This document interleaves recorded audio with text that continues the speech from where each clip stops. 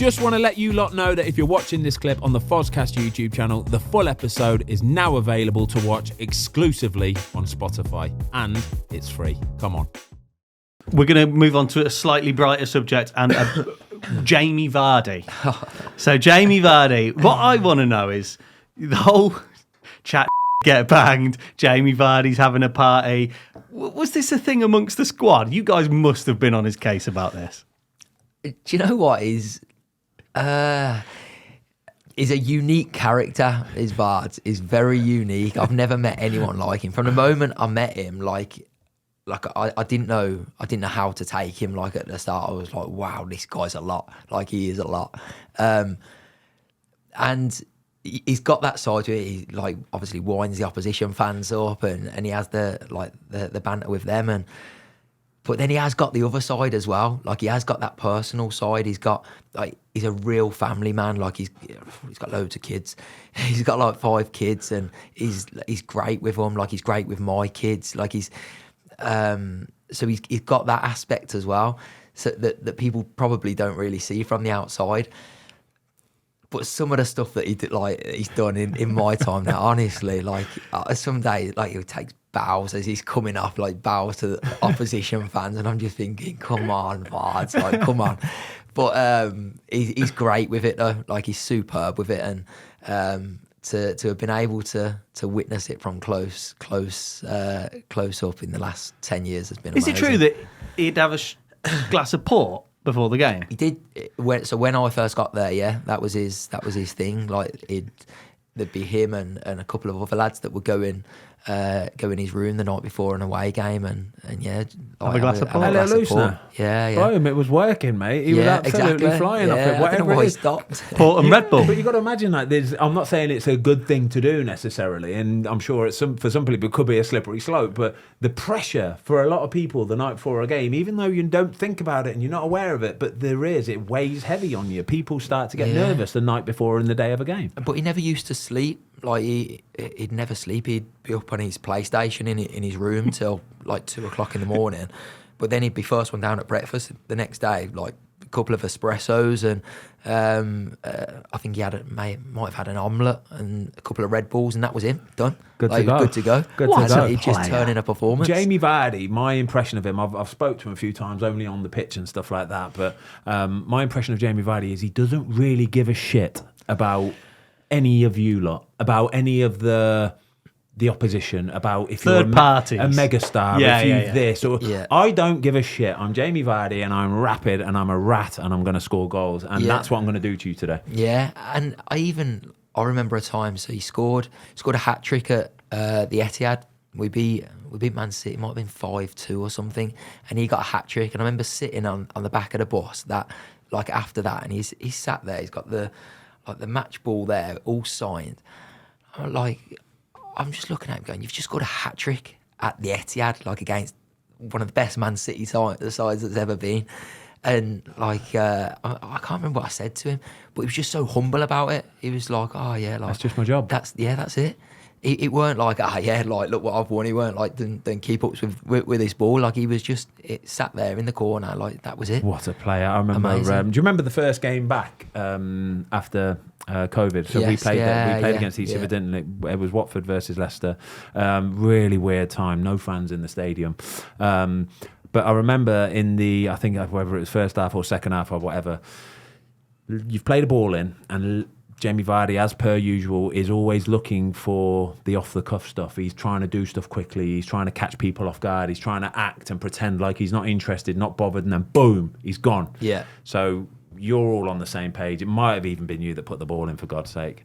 But somebody's whipped this ball over the top. It's a free kick from about 45 yards out on the angle. And our lads have sort of switched off a little bit. But I'm very aware of what Jamie Vardy is. And I know that he is trying to get in behind our lads and just be in space and just get the ball down and try and score a goal. So I'm watching like a hawk, and I can see that he's connected eyes with somebody in that game. But by the way, you two, you're like telepathy. Phenomenal. It is phenomenal, Mark. I'm not joking you. Telepathy, little glances, little looks, little eyes. And people don't see it. People don't appreciate how important this is. But when you have a connection with a player, and you two particularly was phenomenal. Anyway, somebody's whipped this ball in. Our defenders are fast asleep still. And he's ran into loads of space to about the penalty spot, and I've seen it, and I've come sprinting out, and I've gone to get a punch on it. Thankfully, I've got there milliseconds just before Jamie. He don't care though. He is still going to go for this ball, full-blooded, right? Yeah. He's got a big 6'4", 94-kilo man running at him. He don't care. He's trying to hurt me as much as I'm trying to hurt him. Yeah. It's the way it goes, isn't it? Right? Managed to get the punch first. He has still dived his head into me as hard as he can, and he's headbutted my chin. So he's used his head. He's hit my chin. My chin has just gone. Exploded. Didn't he? Weren't you out for a second? Yeah, I was kind of out for a little bit of a split second, and he was, I'm sure, out for a little bit of a split second. But that just tells you about Jamie Vardy. He don't care, mate. No, he don't care. Bothered. If that ball's there to be won, I don't care if you're 6'6" or if you're 4 foot. I am still going to give you everything. And we were both down on the floor. I remember looking at him thinking, you're an absolute madman. You're an absolute madman. He is. He went off in about the 60th minute, by the way. So Jamie Vardy is 37 now. He's 37 years old, and he scored 18 in 35. He did better than 1 in 2 in the Champions last season. That's unbelievable. In that Premier League season, he scored 22 goals. Which season? 24 or 15-16? Sorry, 24 goals. He scored 11 in a row. Yeah, that's still the record, isn't it? The Premier League record for consecutive goals scored.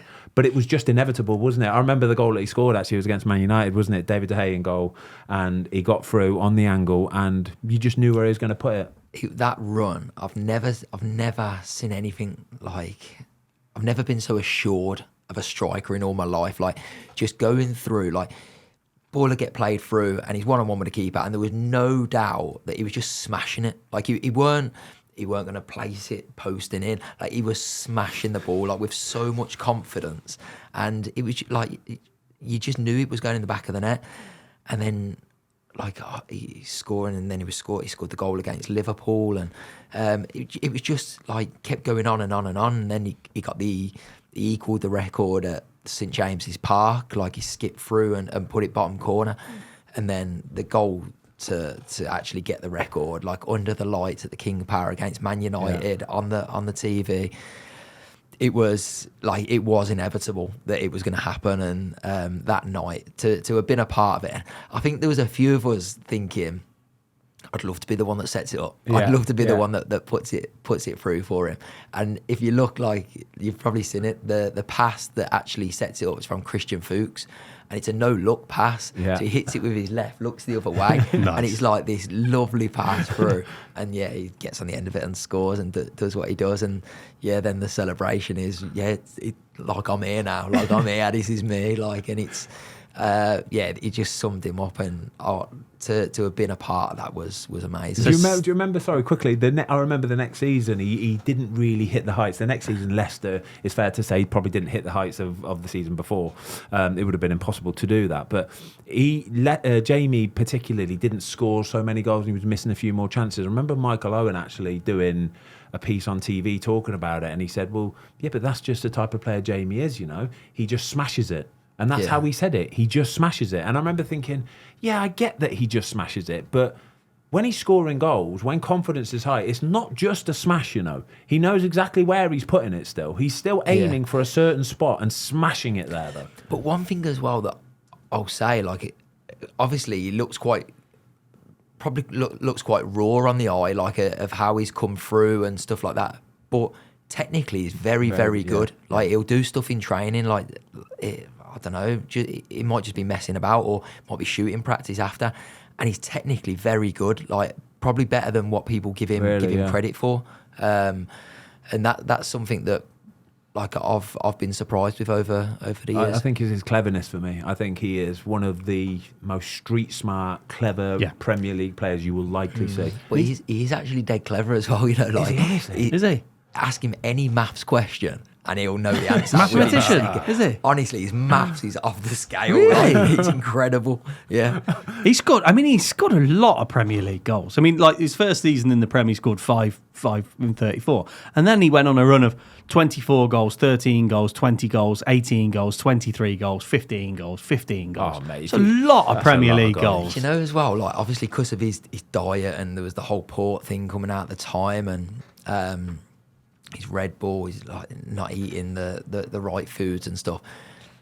And over the last sort of 10 years, like you've got fitness coaches and nutritionists that are coming in going, oh, well, you need to do this. And he's just there going, nah, like, I've got my thing. And he's just defying everything that they're saying.